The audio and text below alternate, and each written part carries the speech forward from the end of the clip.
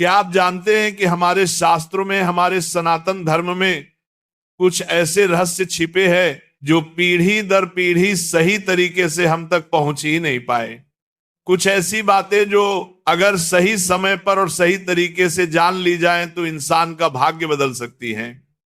आज मैं आपको एक ऐसी ही गुप्त बात बताने जा रहा हूं, एक ऐसा रहस्य जो आपके जीवन से कंगाली और दरिद्रता को हमेशा के लिए मिटा सकता है। यह रहस्य जुड़ा है एक विधवा स्त्री से, एक ऐसा इंसान जिसे समाज अक्सर दया और कभी कभी उपेक्षा की नजर से देखता है। लेकिन हमारे पूर्वज, हमारे ऋषि मुनि ये जानते थे कि एक विधवा स्त्री के भीतर एक ऐसी शक्ति छिपी होती है जो किसी वरदान से कम नहीं। आज हम जानेंगे कि किसी भी विधवा स्त्री से बिना उसे बताए चुपके से बस एक छोटी सी चीज कैसे मांग लेनी है, और अगर आपने ये कर लिया तो यकीन मानिए आपके जीवन में धन की ऐसी वर्षा होगी जिसकी आपने कभी कल्पना भी नहीं की होगी। आपकी तिजोरी कभी खाली नहीं होगी और आपके घर में मां लक्ष्मी का स्थायी वास हो जाएगा। इस प्रवचन को अंत तक बहुत ध्यान से देखिएगा, क्योंकि ये कोई साधारण टोटका या उपाय नहीं है। ये कर्म और भाग्य का एक बहुत गहरा रहस्य है जो आज मैं आपके सामने उजागर करने जा रहा हूं। तो चलिए मेरे साथ इस रहस्यमयी यात्रा पर चलिए और जानिए कि वो एक चीज क्या है जो एक विधवा स्त्री से चुपके से मांग लेने पर आपकी किस्मत बदल सकती है। हमारे हिंदू धर्म में हर रिश्ते का, हर इंसान का एक विशेष स्थान है। हर किसी के भीतर ईश्वर का एक अंश है। लेकिन कुछ अवस्थाएं ऐसी होती है जब इंसान का ईश्वर से जुड़ाव बहुत गहरा हो जाता है। जब कोई स्त्री अपना सर्वस्व, अपना सिंदूर, अपना सुहाग खो देती है तो वह एक ऐसे अग्नि से तप कर निकलती है जो उसे साधारण से असाधारण बना देती है। समाज की नजर में वो बेचारी हो सकती है, अकेली हो सकती है, लेकिन आध्यात्मिक दृष्टि से वो बहुत शक्तिशाली हो जाती है। उसका तप, उसका त्याग, उसका मौन, उसकी हर एक सांस में एक ऐसी ऊर्जा घुल जाती है जो किसी भी योगी या तपस्वी से कम नहीं होती। उसका बाहरी श्रृंगार उतर जाता है लेकिन उसका भीतरी तेज कई गुना बढ़ जाता है। जब हम धन की बात करते हैं तो अक्सर हमारा ध्यान बड़ी बड़ी चीजों पर जाता है, सोना, चांदी, हीरे, जवाहरात। हम सोचते हैं कि मां लक्ष्मी को प्रसन्न करने के लिए बड़े बड़े अनुष्ठान करने होंगे, महंगे महंगे दान देने होंगे, लेकिन हम यह भूल जाते हैं कि ईश्वर भाव के भूखे हैं, दिखावे के नहीं। मां लक्ष्मी भी वही वास करती हैं जहां कर्मों की शुद्धता होती है, जहां मन में मैल नहीं होता और जहां किसी तपस्वी का आशीर्वाद होता है।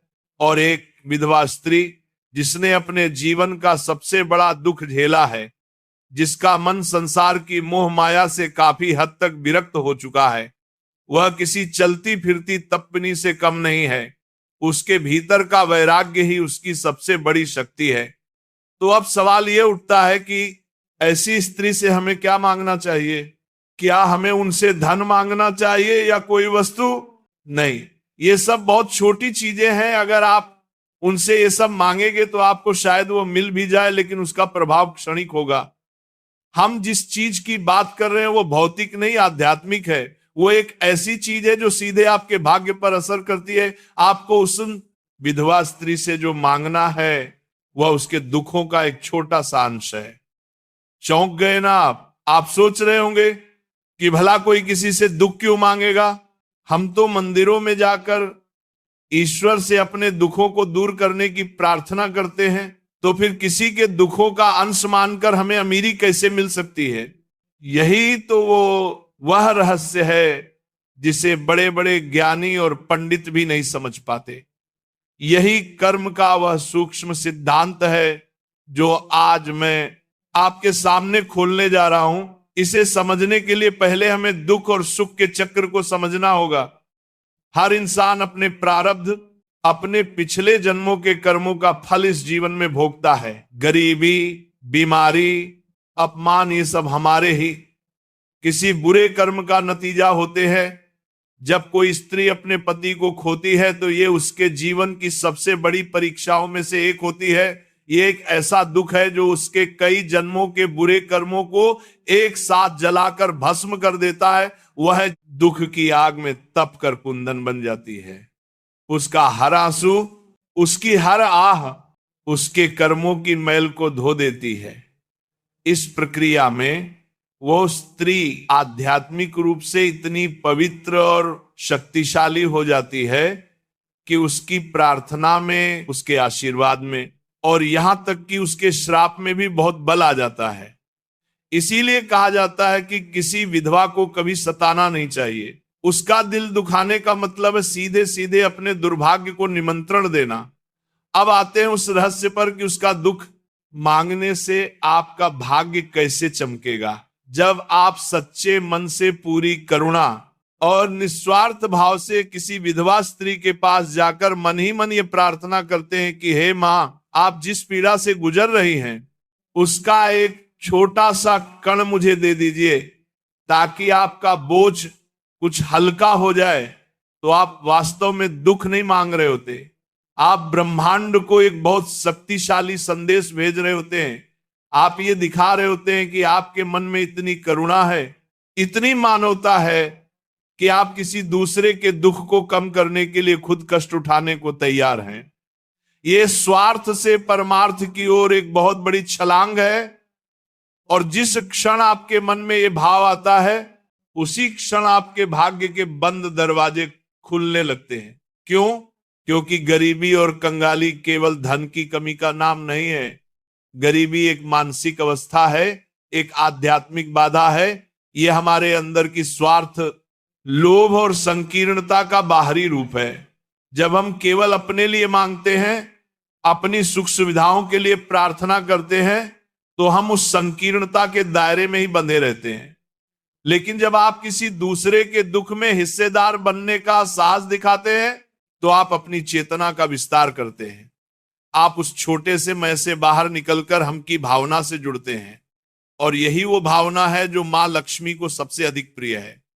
मां लक्ष्मी केवल धन की देवी नहीं है, वह समृद्धि की देवी है। और समृद्धि का अर्थ है विस्तार, फैलाव। जब आपकी चेतना का विस्तार होता है तो आपके जीवन में समृद्धि का भी विस्तार होता है। अब समझिए कर्म का गणित। जब आप किसी के दुख का एक अंश मांगते हैं तो आप असल में उसके कर्मों के बोझ का एक अंश अपने ऊपर लेने की पेशकश कर रहे होते हैं।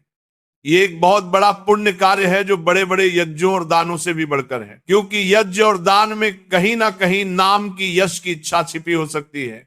लेकिन किसी के दुख को चुपके से मांगने में कोई दिखावा नहीं है, कोई स्वार्थ नहीं है।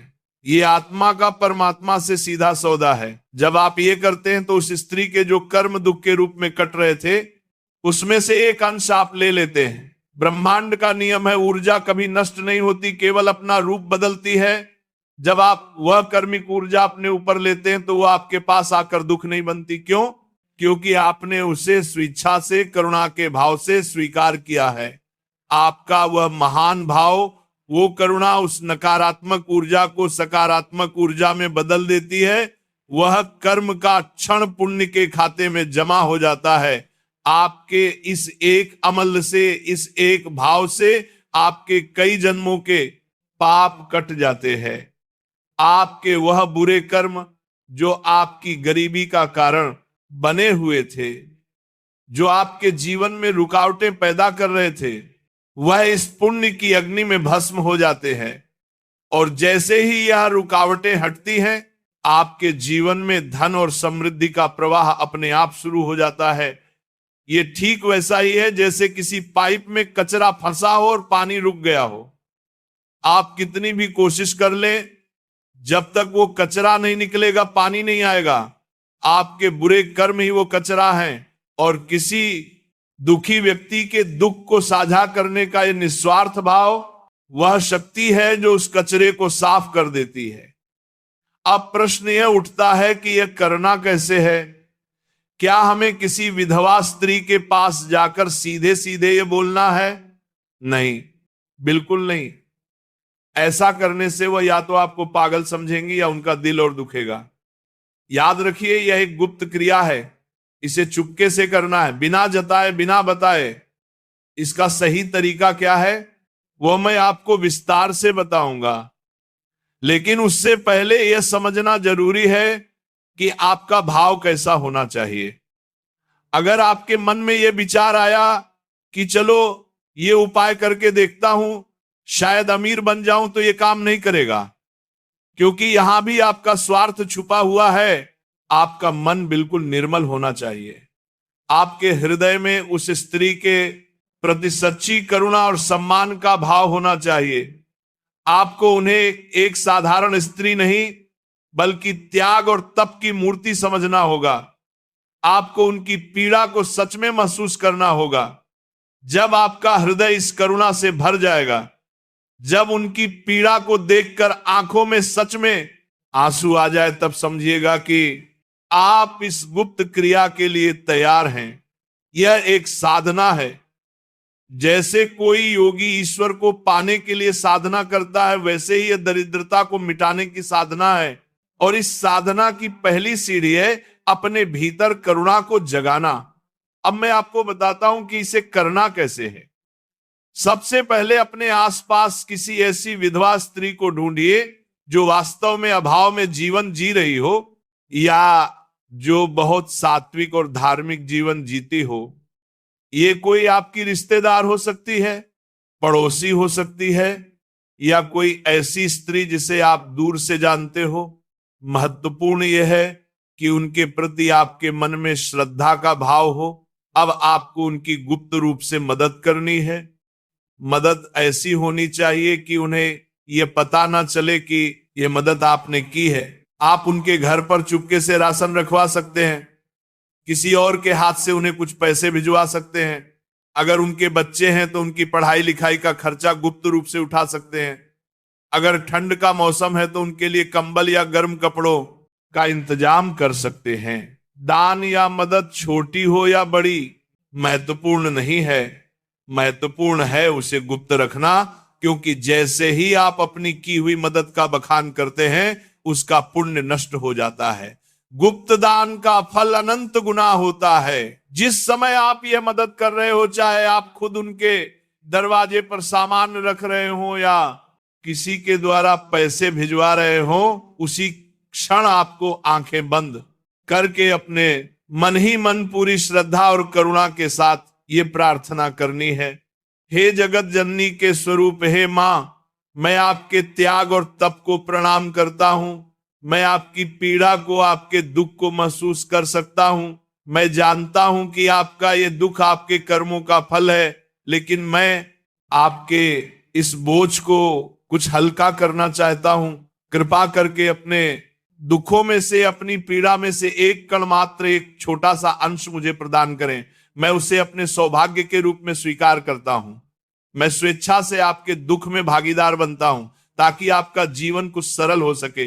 मुझ पर यह कृपा करें। बस इतनी सी प्रार्थना आपको मन ही मन करनी है। यह प्रार्थना ही वो मांगना है जिसके बारे में मैंने शुरू में बात की थी। आप उनसे धन नहीं मांग रहे, सुख नहीं मांग रहे, आप उनके दुख में हिस्से मांग रहे हैं, और यही वह मांग है जो आपको दुनिया का हर सुख दिलाएगी। जब आप ये प्रार्थना करते हैं तो आप प्रकृति के नियम को अपने पक्ष में कर लेते हैं। आप ईश्वर के सबसे प्रिय गुण करुणा को अपना लेते हैं। उस क्षण आप केवल एक इंसान नहीं रहते, आप ईश्वर का हाथ बन जाते हैं जो किसी दुखी व्यक्ति की मदद कर रहा है। इस क्रिया को करने के बाद आपको भूल जाना है। आपको बार बार ये नहीं सोचना कि मैंने वह उपाय किया था, अब तक फल क्यों नहीं मिला। बीज बोने के बाद उसे समय देना पड़ता है। आपने अपने कर्म का बीज बो दिया है, अब उसे अंकुरित होने का समय दीजिए। आप बस अपना काम करते रहिए, ईमानदारी से मेहनत करते रहिए। आप पाएंगे कि धीरे धीरे आपके जीवन में चमत्कार होने लगेंगे। जो काम बरसों से रुके हुए थे वह बनने लगेंगे। धन आने के नए नए रास्ते खुलने लगेंगे। अगर आप पर कोई कर्ज है तो वह उतरने लगेगा। घर में क्लेश रहता था तो शांति आने लगेगी। आपको खुद महसूस होगा कि कोई अदृश्य शक्ति आपकी मदद कर रही है। यह उस विधवा स्त्री का आशीर्वाद नहीं है जिसे शायद पता भी नहीं कि आपने क्या किया है। यह उस पुण्य का फल है जो आपने किसी के दुख को साझा करने की इच्छा करके कमाया है। ये उस परम पिता परमेश्वर का आशीर्वाद है जो आपके निस्वार्थ भाव से प्रसन्न हुए हैं। याद रखिए, यह कोई जादू की छड़ी नहीं है कि आज किया और कल आप करोड़पति बन गए। यह कर्म के सिद्धांत पर काम करता है। आपके कर्म जितने शुद्ध होंगे, आपका भाव जितना निर्मल होगा, फल उतनी ही जल्दी और उतना ही बड़ा मिलेगा। इस क्रिया को जीवन में कम से कम एक बार पूरी श्रद्धा से जरूर करना चाहिए, और अगर आप सक्षम हैं तो इसे अपनी आदत बना लीजिए। जब भी आपको अवसर मिले, किसी जरूरतमंद विधवा की गुप्त रूप से मदद करें और मन ही मन यह प्रार्थना दोहराएं, आप जितना ज्यादा दूसरों के दुखों का बोझ हल्का करने की कोशिश करेंगे, आपका अपना जीवन उतना ही सुख और समृद्धि से भरता चला जाएगा। यह सनातन धर्म का बहुत गहरा और गूढ़ ज्ञान है। हमारे ऋषि मुनियों ने हमें दान का महत्व समझाया, लेकिन उन्होंने यह भी बताया कि सबसे बड़ा दान वो है जो गुप्त रूप से बिना किसी अपेक्षा के किसी दुखी व्यक्ति के दुख को कम करने के भाव से किया जाए। जब आप किसी विधवा स्त्री से उसके दुख का एक कण मांगते हैं तो आप उसे यह एहसास कराते हैं कि वह अकेली नहीं है। आपकी ये मौन प्रार्थना, यह गुप्त मदद उस तक एक सकारात्मक ऊर्जा के रूप में पहुंचती है। भले ही उसे यह ना पता हो कि यह कौन कर रहा है, लेकिन उसे यह महसूस होता है कि ईश्वर उसके साथ है। और जब किसी तपस्वी हृदय से आपके लिए ऐसी दुआ निकलती है तो उसे फलीभूत होने से कोई नहीं रोक सकता। तो अगली बार जब आप किसी विधवा स्त्री को देखें तो उन्हें दया की नजर से मत देखिएगा, उन्हें सम्मान की नजर से देखिएगा। उन्हें एक तपस्विनी के रूप में देखिएगा जिसके पास आध्यात्मिक शक्तियों का भंडार है। और यदि आपके मन में सच्ची करुणा जागे तो चुपके से उनकी मदद करके उनके दुख का एक कण जरूर मांग लीजिएगा। यह एक कण आपके जीवन से कंगाली के पहाड़ को हमेशा के लिए हटा देगा और आपके जीवन को सुख, शांति और समृद्धि से भर देगा। यह ज्ञान साधारण नहीं है, इसे अपने जीवन में उतारने का प्रयास करें।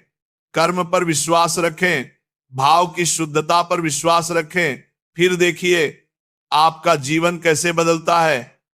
मुझे उम्मीद है कि आज मैंने आपको जो रहस्य बताया है वह आपके जीवन में एक सकारात्मक बदलाव लेकर आएगा। ये जानकारी आपको किसी किताब में शायद ना मिले, क्योंकि यह अनुभव और श्रद्धा का विषय है। तो भक्तों, इसी के साथ ये कथा समाप्त होती